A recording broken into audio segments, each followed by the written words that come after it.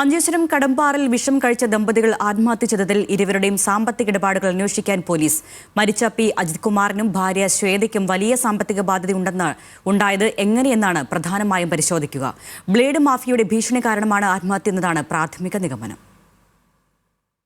തിങ്കളാഴ്ച ഉച്ചയ്ക്കാണ് പി അജിത് കുമാറിനെയും ഭാര്യ ശ്വേതയെയും വീട്ടിൽ അവശനിലയിൽ കണ്ടെത്തിയത്.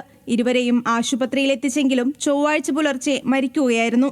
ബ്ലേഡ് മാഫിയയുടെ ഭീഷണിയാണ് ഇരുവരുടെയും ആത്മഹത്യയെന്ന നിഗമനത്തിലായിരുന്നു പോലീസ്. ഇതിനു പിന്നാലെ 2 സ്ത്രീകൾ ശ്വേതയെ മർദ്ദിക്കുന്ന ദൃശ്യങ്ങൾ കുടുംബത്തിന് ലഭിച്ചു. ഈ സാഹചര്യത്തിലാണ് ഇവർ ഉപയോഗിച്ചിരുന്ന മൊബൈൽ ഫോണുകൾ ഫോറൻസിക് ലാബിലേക്ക് അയക്കുന്നതിനായി കോടതിയിൽ ഹാജരാക്കിയത്. ഇരുവരുടെയും 2 വർഷത്തെ ബാങ്ക് അക്കൗണ്ട് ഇടപാടുകളും പോലീസ് ശേഖരിക്കും. കൂടുതൽ ബാങ്കുകളിലെ അക്കൗണ്ടുകളിൽ നിന്നായി ഇവർ പണവും സ്വർണവും സ്വീകരിച്ചിട്ടുണ്ടെന്നും പലർക്കും തിരിച്ചു നൽകിയിട്ടില്ലെന്നുമാണ് വിവരം. പണവും സ്വർണവും കടം നൽകിയവരിൽ ഏറെ ആളുകളും ഇത് സംബന്ധിച്ച് പോലീസിനോട് പരാതി പറഞ്ഞിട്ടില്ല.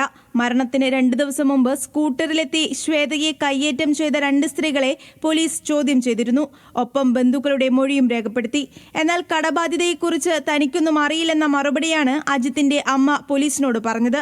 ഓൺലൈൻ ട്രേഡിംഗ്, ഓൺലൈൻ ഗെയിം എന്നിവയിൽ ഉൾപ്പെട്ടിട്ടുണ്ടോ എന്നതും പോലീസ് അന്വേഷിക്കുന്നുണ്ട്. ന്യൂസ് മലയാളം, കാസർഗോഡ്.